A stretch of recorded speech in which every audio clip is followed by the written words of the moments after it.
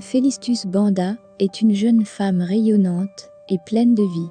Originaire de la Zambie, la célèbre make-up artiste se serait ôté la vie de façon subite le 13 février 2022, soit la veille de la Saint-Valentin.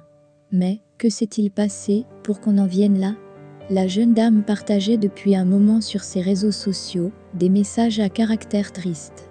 Dans ces messages, elle détaillait la façon dont elle voulait quitter ce monde. Elle y précise même le type de vêtements qu'elle aurait aimé que les personnes présentes à ses obsèques portent.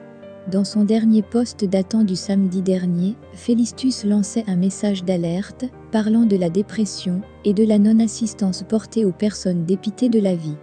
La maquilleuse professionnelle Félistus Banda n'est plus de ce monde.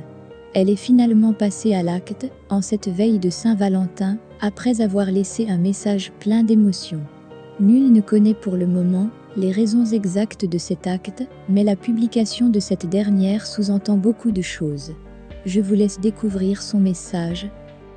La plupart du temps, lorsque nous tombons sur un message de quelqu'un qui fait plusieurs tentatives de s'ôter la vie, nous sommes trop prompts à le traiter de lâche ou à dire des choses du genre « tout le monde a des problèmes ».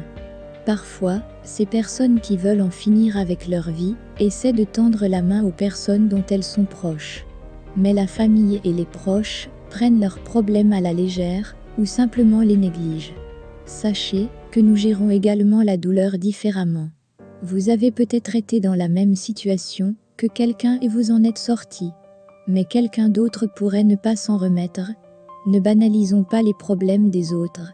Lorsque les gens viennent vous voir, si vous ne pouvez pas les écouter ou leur offrir de l'aide, dites-le clairement. Dites-leur que vous ne pouvez pas les aider au lieu de les ignorer.